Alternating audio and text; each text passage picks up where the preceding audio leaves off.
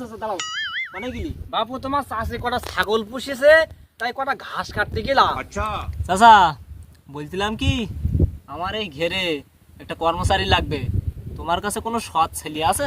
আচ্ছা বাপু আমি যদি সন্ধান পাই তোমার জানাবা নেই। মাদন সাহেব ওই যে একটা ছেলের কথা বলিলেন এই যে নিয়ে আইছি। চাচা ছেলে সৎ আছে তো? মাদন সাহেব ওই নিয়ে টেনশন করার দরকার নেই, একটু হালকা ছেঁচলা চোর আছে, লোকে জিনিসে আবার হাত দেয় না। আচ্ছা আচ্ছা ঠিক আছে, যাই হোক রেখে যাও। তাহলে তুই থাক আমি যাই, মহাজন খুব ভালো, ভালোভাবে কাজ করিস। আচ্ছা এই ছেলে আমার সাথে আসো। এই ছেলে এই আটলে যত ছেঁড়া আছে সবগুলি তোলো।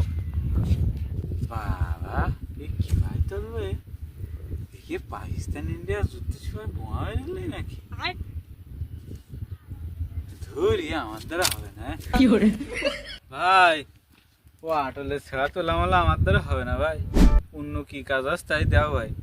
তুমি আটনে ছেঁড়া তুলতে পারবা না, তাহলে তুমি রান্না করতে পারবা? তা মানে আমি পারবান ভাই। তা যাও দুপুরে যাই রান্না করো। ঠিক আছে কি রান্না করবেন তো কি যাই এই নেই শুলু কি ভাই জ্বালাইতে কি যাই নেই, আর এই নেই ঘর এ তো বিরাট ফায়ার করা ধুর আমার দ্বারা হবে না, ওসিকে বুঝটাই ভাই ও রান্না বান্না আমার দ্বারা হবে না ভাই, আর কি কাজ আছে তাই দাও। তুমি আটনে ছেঁড়াও তুলতে পারবা না, রানতেও পারবা না, তাহলে তুমি কি পারবা? পাটা পরিষ্কার করতে পারবা? তা মানে পারবান ভাই। ওই জায়গায় দেখো বিরাস আছে, বিরাসটা নেবো ওই পাটা পরিষ্কার করো।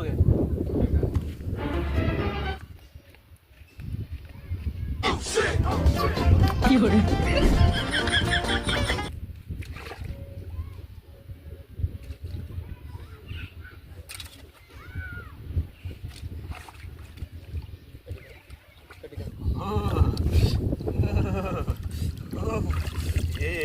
ডোলা যায় নাই ওই আমি বাসায় গিয়ে বসে কোথাও গিয়ে এ বাবা এ কাজ আমার হবে না শোনা, এই ঘেরের কাজ আমার হবে না শোনা, এই ঠান্ডায় পাতে দিই শোনা, আমি বাড়ি আসতে দিস না, লাভ ইউ টু। পাটা টোলা শেষ? না ভাই ও পাঠা ডোলা আমার দ্বারা হবে না ভাই। তুমি ঘেরের কর্মচারী হই আটনে ছেঁড়া তুলতে পারবা না, রান্না করতে পারবা না, আবার পাটা পরিষ্কার করতে পারবা না, তা ঘের মাজনের পোঙা মারতে পারবা?